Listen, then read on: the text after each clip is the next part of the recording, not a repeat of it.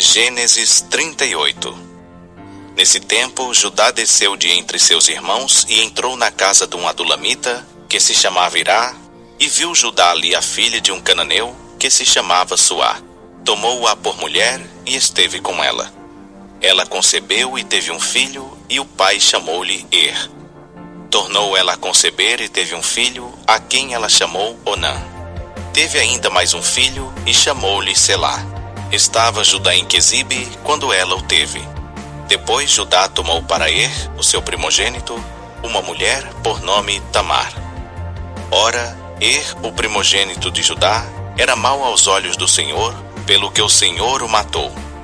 Então disse Judá a Onã: Toma a mulher de teu irmão, e cumprindo-lhe o dever de cunhado, suscita descendência a teu irmão. Onã, porém, sabia que tal descendência não havia de ser para ele, de modo que, toda vez que se unia à mulher de seu irmão, derramava o sêmen no chão para não dar descendência a seu irmão. E o que ele fazia era mal aos olhos do Senhor, pelo que o matou também a ele. Então disse Judá a Tamar, sua nora: Conserva-te viúva em casa de teu pai, até que Selá, meu filho, venha a ser homem. Porquanto, disse ele, para que porventura não morra também este como seus irmãos. Assim se foi Tamar e morou em casa de seu pai. Com o correr do tempo, morreu a filha de Suá, mulher de Judá. Depois de consolado, Judá subiu a Timnate para ir ter com os tosqueadores das suas ovelhas, ele e Irá, seu amigo, o adulamita. E deram aviso a Tamar, dizendo: Eis que o teu sogro sobe a Timnate para tosquear as suas ovelhas. Então ela se despiu dos vestidos da sua viuvez e se cobriu com um véu, e assim envolvida, assentou-se à porta de Naim, que está no caminho de Timnate, porque via que Selá já era homem, e ela lhe não fora dada por mulher. Ao vê-la, Judá julgou que era uma prostituta, porque ela havia coberto o rosto. E dirigiu-se para ela no caminho, e disse: Vem, deixa-me estar contigo, porquanto não sabia que era sua nora. Perguntou-lhe ela: Que me darás para estares comigo? Respondeu ele: Eu te enviarei um cabrito do rebanho. Perguntou ela ainda: Dar-me-ás um penhor até que eu envies? Então ele respondeu: Que penhor é o que te darei? Disse ela: O teu selo com a corda e o cajado que está em tua mão. Ele, pois, lhos deu, e esteve com ela, e ela concebeu dele. E ela se levantou e se foi. Tirou de si o véu e vestiu os vestidos da sua viuvez. Depois, Judá enviou o cabrito por mão do seu amigo adulamita para receber o penhor da mão da mulher. Porém ele não a encontrou. Pelo que perguntou aos homens daquele lugar: Onde está a prostituta que estava em Enaim junto ao caminho? E disseram: Aqui não esteve prostituta alguma. Voltou, pois, a Judá e disse: Não a achei. E também os homens daquele lugar disseram: Aqui não esteve prostituta alguma. Então disse Judá: Deixa-a ficar com o penhor, para que não caiamos em desprezo. Eis que enviei este cabrito, mas tu não a achaste.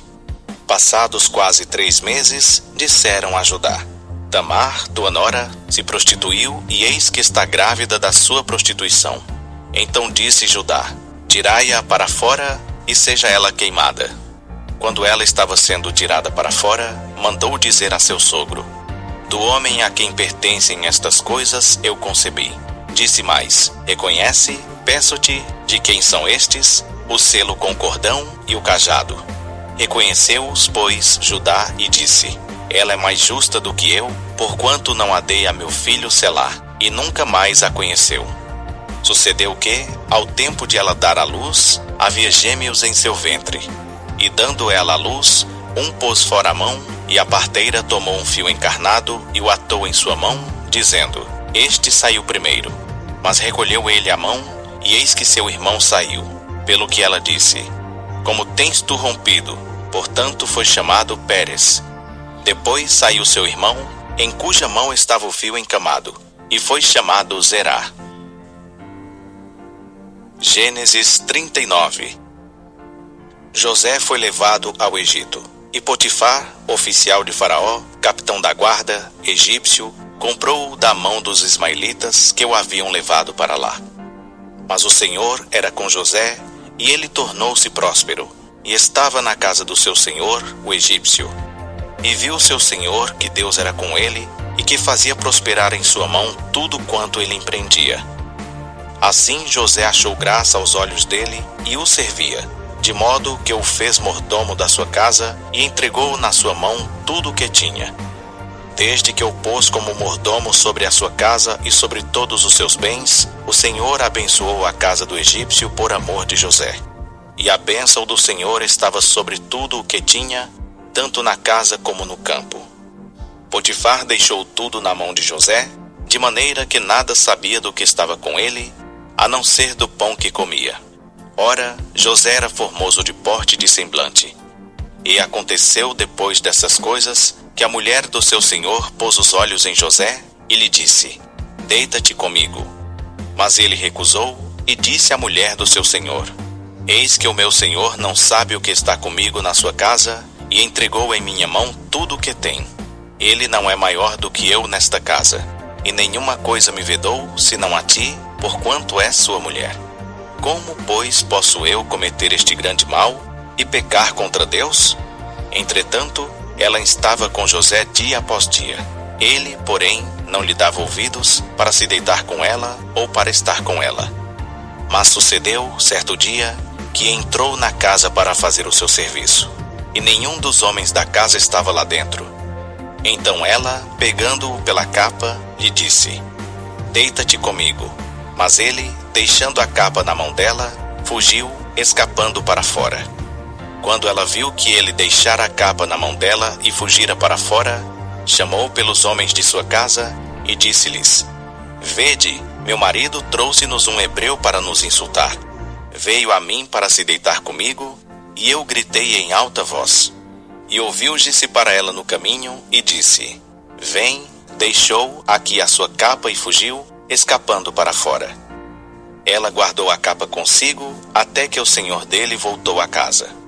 Então falou-lhe conforme as mesmas palavras, dizendo: O servo hebreu que nos trouxeste veio a mim para me insultar. Mas, levantando eu a voz e gritando, ele deixou comigo a capa e fugiu para fora. Tendo seu senhor ouvido as palavras de sua mulher, que lhe falava, dizendo: Desta maneira me fez teu servo, a sua ira se acendeu. Então o senhor de José o tomou e o lançou no cárcere, no lugar em que os presos do rei estavam encarcerados, e ele ficou ali no cárcere. O Senhor, porém, era com José, estendendo sobre ele a sua benignidade e dando-lhe graça aos olhos do carcereiro, o qual entregou na mão de José todos os presos que estavam no cárcere, e era José quem ordenava tudo o que se fazia ali. E o carcereiro não tinha cuidado de coisa alguma que estava na mão de José, porquanto o Senhor era com ele, fazendo prosperar tudo quanto ele empreendia. Gênesis 40. Depois destas coisas, o copeiro do rei do Egito e o seu padeiro ofenderam o seu senhor, o rei do Egito. Pelo que se indignou Faraó contra os seus 2 oficiais, contra o copeiro Mor e contra o padeiro Mor, e mandou detê-los na casa do capitão da guarda, no cárcere onde José estava preso.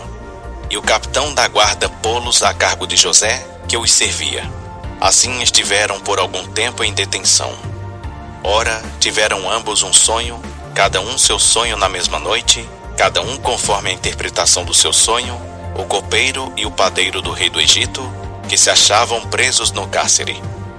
Quando José veio a eles pela manhã, viu que estavam perturbados. Perguntou, pois, a esses oficiais de Faraó, que com ele estavam no cárcere da casa de seu senhor, dizendo: Por que estão os vossos semblantes tão tristes hoje? Responderam-lhe: Tivemos um sonho e ninguém há que o interprete. Pelo que lhes disse José: Porventura não pertencem a Deus as interpretações? Contai-mo, peço-vos.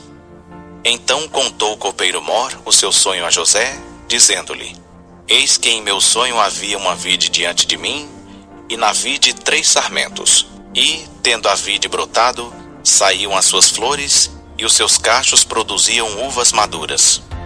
O copo de Faraó estava na minha mão, e, tomando as uvas, eu as espremia no copo de Faraó, e entregava o copo na mão de Faraó. Então disse-lhe José: Esta é a sua interpretação. Os 3 sarmentos são 3 dias. Dentro de 3 dias Faraó levantará a tua cabeça e te restaurará ao teu cargo.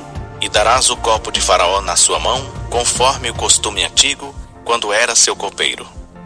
Mas lembra-te de mim quando te for bem. Usa, peço-te, de compaixão para comigo, e faze menção de mim a Faraó, e tira-me desta casa.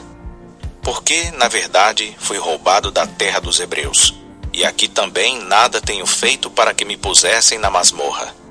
Quando o padeiro Mor viu que a interpretação era boa, disse a José: Eu também sonhei, e eis que 3 cestos de pão branco estavam sobre a minha cabeça. E no cesto mais alto havia para Faraó manjares de todas as qualidades que fazem os padeiros, e as aves os comiam do cesto que estava sobre a minha cabeça. Então respondeu José: Esta é a interpretação do sonho. Os 3 cestos são 3 dias. Dentro de 3 dias tirará Faraó a tua cabeça e te pendurará no madeiro, e as aves comerão a tua carne de sobre ti. E aconteceu ao 3º dia, o dia natalício de Faraó, que este deu um banquete a todos os seus servos, e levantou a cabeça do copeiro Mor e a cabeça do padeiro Mor no meio dos seus servos. E restaurou o copeiro Mor ao seu cargo de copeiro, e este deu o copo na mão de Faraó. Mas ao padeiro Mor enforcou, como José lhes havia interpretado. O copeiro Mor, porém, não se lembrou de José, antes se esqueceu dele.